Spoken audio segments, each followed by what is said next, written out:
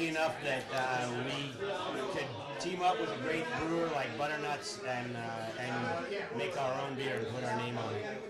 Can I ask you, like, did some company come to you and were they like, yes, we want you to do it because we love Anthrax and we want you? No, like, are you into this? I wish it was like that. I was sitting at my friend's bar that we were just at, Daddy-O, one night, and we were just talking about beer and booze and whatever. And Iron Maiden had a beer, and talked with someone else who had recently put out some kind of booze. I think Motorhead had something. Megadeth. What's it? Well, actually, not booze. It's a coffee thing. But, Right. So I said, I want to do a beer because I'm actually really into it. I'm into booze. Like I'm really into. It sounds weird if I say I'm into drinking, but years and years I ago, hear you, buddy. I decided years ago, like if I'm going to drink, I'm going to drink well, and I would research whether it was beer or whiskey or wine, and I would find out what I like to drink. Not necessarily the most expensive, but just find what I like and then drink that. And so I know a lot about beer, and I felt like I had something to offer. So beer, not vodka, not like the gin. Like for me, I mean, like I'm a Cheetos queen, so I'm like. We did a whiskey as well. We did 2 limited editions, which we were involved in it. They did send us things to taste, but that was more. But it was like kind of half-assed. No, they were already making this stuff anyway. And then it's like, which one of these 4 do you like best? Do you want your name on? And then you can put your name on this. And granted, we work with like Jefferson, with great whiskey makers. So it was very exciting to get to do that. How cool is that, though? By the way, like I mean, listen, you're from. You were somewhere where you were like a young kid that was just starting out, and you're like, now people are like begging me to be like. Well, they weren't begging us, but. Well, listen, let me tell you, bud.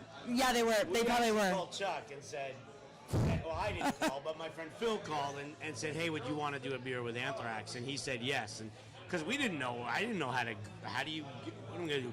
Hello. Could just call like, hello, Mr. Can you like taste the hops? Mr. Coors, can we, make it like, I don't know how to do that. So Chuck was kind enough to work with us, and we've created something awesome.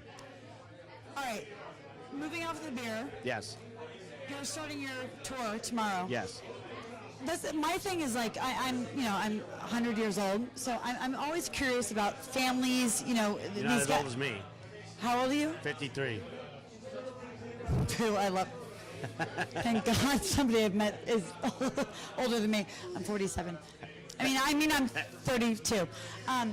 So you've got family, you've got nieces and nephews and Sure. It's gotta at some point, and your beard's getting grayer. It looks good. Yeah. But at some point you gotta go. When do I have to back off of this? You're playing. It's very physical. It's not like it's not a young. It is a young man's sport, basically. No, it's not actually. There's a lot. There's a lot of points there, and there will be a point when I will stop, when I can't do it physically anymore. If I feel like I can't entertain the way I need to, the way I need to be on stage, it's very physical for me. And so for people who haven't seen you, I try to appeal to the mainstream audience. Explain how you are on stage. Explain your physicality. We play very aggressive music, and with that, it just moves me. It moves me physically. There's a lot of headbanging and running around and jumping, and it's very physical, like a basketball game, except longer. And we don't get a halftime, and we're hockey, except we're not running into each other. But it's very physical in that aspect. And when I can't perform at that level anymore, then that's when I have to make a choice of, am I going to be a lesser version of what I was, a lesser version, or stop. It just depends on if I'm still having fun doing it, I guess is really what it comes down to. I'm always curious, like when I see bands who are very physical, like you guys are, like a band, Andrew Shikari, I'm a huge fan of them. When they go out every night, like you, it's very physical. Is there like every fourth night you're like, okay, I can't, like I'm beaten up, I'm not going to be able to be out there? Not yet, no. We just finished a European tour where we had one run where we had 15 shows in 17 days, and I mean, it's grueling, but you just you get there. You know, when you're on the fifth show of a 5 in a row, yeah, you're fucking burnt. But is it the crowd that gets you? It is, because you're playing in front of. Then there's a new 3,000 people out there that you didn't see last night who are just as hungry.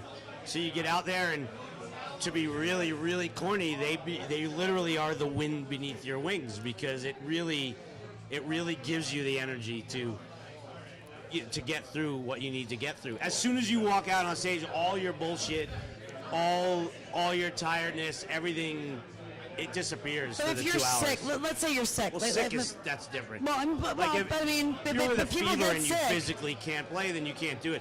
But I think we've canceled 2 shows in 31 years. So, you know.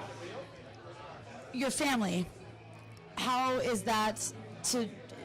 I mean, you leave them at long stints, and can they come on the tour bus? They or do. Yeah. My wife and son come out. Yeah. You have one kid? Yeah, which breaks it up nicely. It still sucks. I mean, one day away is too long, is the way I feel. But it's great when they come out. It's harder on them because, it's a lot of schlepping, but still, my wife, she was in that world even long before I was, and my son loves it. My son loves the bus.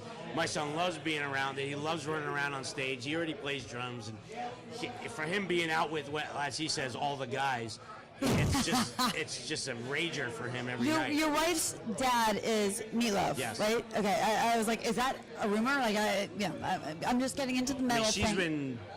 She's been on tour since she was like 4 or 5 years old. So she's used to. She understands. It's not like it's some new thing to her. How'd you She's guys been doing meet? it longer than me. That's like a random. She was singing backup for Motley Crue in 2000, and we were opening for Motley.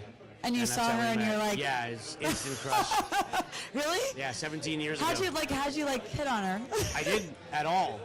Okay, Scott, please, come on. Did not at all. We were. So you were walking down the hallway, and you just like. We were drinking buddies on the tour because Motley was a sober tour for Motley actually, and Pearl and the other backup singer, the other girl, they would come hang out on the Anthrax bus because we had booze, and Pearl and the other girl and like me and Frankie, our bass player, and our singer then John, we would just hang out every night like bros and hang out and drink, and it's nice to hang out and drink with ladies. and Pearl and we just got on really well. I have a massive crush on her, but you just don't want to, as they say, shit where you eat, and you don't want to do that in a tour bubble because probably if things won't go well. Yeah, and then what do you do? Yeah. Oh, you got to see this person for the next 5 weeks, in a really weird environment. So what changed it for you though? Like, what was the one thing that was like, it's just I don't care if well, we left the tour early because, for long story, whatever. We left the tour when there was still a month to go, and I was so freaked out and bummed that I never expressed to her. So I wrote her a 5-page letter, and FedExed it to her on the tour because we would talk every night. We would talk on the phone, and even when I was had you ever had a girlfriend like that, or? Well, I'd been married before, yeah, but not. It was. I just knew it was different, and I sent her this letter, and she got home from the tour 5 weeks later, and we went on our first date September 9th, 2000, and we've been together ever since. And you have kids, and cheer. I mean. We are living proof that you can make it work in this well, weird listen, world. Boo, I've had a couple marriages, and it hasn't. Yeah. 17 years. And that's going strong. Especially in your world, that is crazy town. All right, I'm going to ask you this, and if you don't like it, you can. We will edit this out. So I became friends with a guy out on Long Island, Dan Nelson. That used to sing for you. Yes. And you can tell me to fuck off, and what happened with that? Like, I feel like he's a nice guy. Can't talk about it. You can't? Really? Nope. Yep. It's like a. We signed an NDA. Some of us have done that too, but apparently we talk. Okay.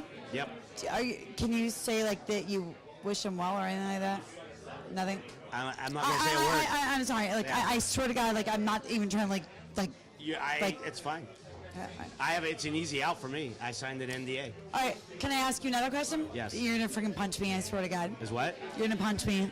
I'm definitely not going to punch you. Because I was upset You would with have you. to like. I was you really would have to upset like with you. physically hurt my child for me to punch you. That'd about be the only thing that. Well, let's bring him here. All right, so I was a little upset with you. You can tell me to fuck off if I. No, I don't care. But we're freaking at the Rock and Derby Festival. This is interesting to me because you're like a guy. You've started off like a metal guy. I don't know what you a did- metal guy is. I'm just a human. I'm a person. But you didn't want to like go into a freaking thing where I was like, oh Yeah, my God, I didn't I'm want gonna to walk. introduce Scott Ian. I This didn't is want to good. walk in a shed filled with animal feces in the air. But I was sitting there for like hours. I don't think that's a weird thing to not want to do. That's your problem. That's all on you. Your choice, your mistake. I like animal feces, apparently. See, there you go. If you want to breathe But I was, in like, pissing, animal I was like, feces, I'm like, is he seriously not fucking coming in here? I'm not. It's right, and But I then- but then stand I'm by like- my decision. Well, And I would never walk into a shed filled with animal feces for me to breathe. I'm gonna call you out right now because I did. You're like, whatever. He's like, You'll be the first one ever hit her. I'll be the first. no, I love it. It's funny. But I was upset because I was like so excited to meet you, and I saw you 1,000 years ago at the Hard Rock. No, not the BB King's in L.A. This is so many years ago. And I was with my boyfriend at the time, and I'm like, he's like, I love Anthrax. I'm like, yeah, it's cool. And I was like, my brain is gonna freaking explode. I've got to get out of here. Huh? And but Where was it? this was years ago. This was like 1992. Oh, okay. You're offended now. No, not at all. You are. About what? You just said 1992. Well, it was like a long time ago. But no, but you guys you're the legends. I mean, you're the. Thank you. You're the. I think I said to your publicist, like you're the quad, the holy quad. The holy quad. And you are. One more question, I'll Yes. let you go because now you are going to punch me. Music. How has music changed since you were there years ago? Like you basically launched metal. I mean, it's your baby. Well, we didn't launch metal. Well, maybe you're. There was metal before. But you're considered part of the Holy Quad as my name. How's it changed? Are you disappointed? Are you are you excited with the way it's going? What would you change? What would you? I'm really happy with my band and what we still get to do. That's all I think about. I don't think about how anyone else but my band. I'm very narcissistic in in that way because I honestly don't have time to deal worry with it. about the music business or anything else. You know how hard it is to keep a band going for 35 years? it's a I lot actually of work. do. It's been really tough for me. No, it's seriously. So no, but for that's- real, like we're constantly focused on what we're doing and what's coming up and what's But it's the same as it was in '81 when For we you just started and guys- nobody knew who the For fuck you we guys, were. though, you're established. For the kids who are coming up now, what do you I say don't to know. them? What do I It's- say to them? Just play what makes you happy, because that's the only thing I ever did. So I wouldn't know any other advice to give. Just you got to do what you love, because if you're gonna be doing it for as long as I have, you better love what you're doing. Do you have any favorite bands? Like bands of like new bands? AC/DC.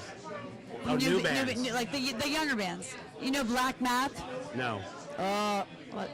Enter Shikari? Black Math. That's the name Black of a Math. Math. Math. No. They're amazing. No, Enter Shikari? I know Enter Shikari. Yes. really? I mean, I don't know them It's my favorite personally. band. I don't know them, sick. but I mean, I've heard of them. They're amazing. All right. I like love the you. Rival Sons.